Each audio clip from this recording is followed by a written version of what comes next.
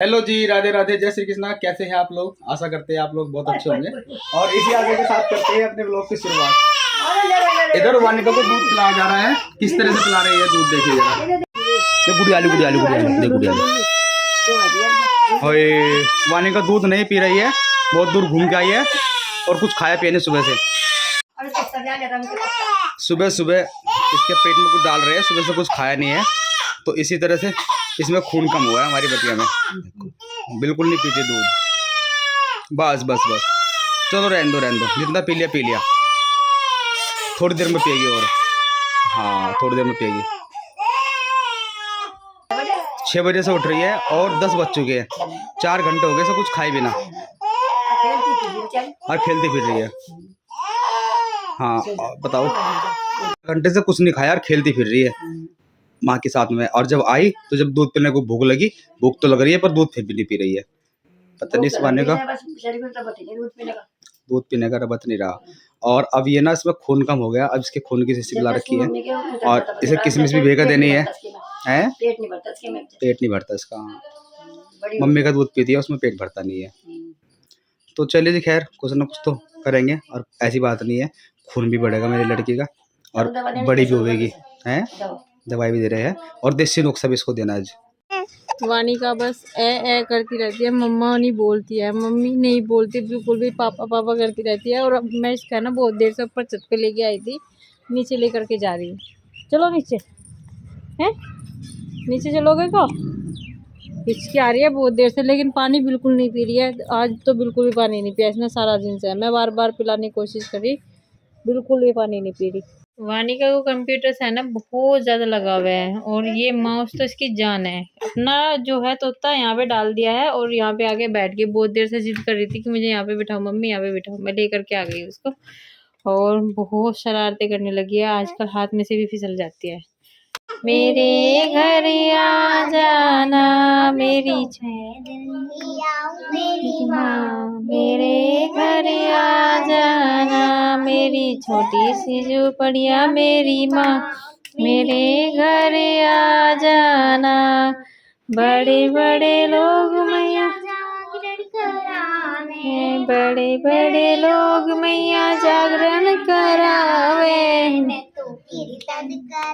मेरी माँ मेरे घर आ जाना, मैं तो कीर्तन कराऊं मेरी माँ, मेरे घर आ जाना मेरी छोटी सी झोपड़िया मेरी माँ।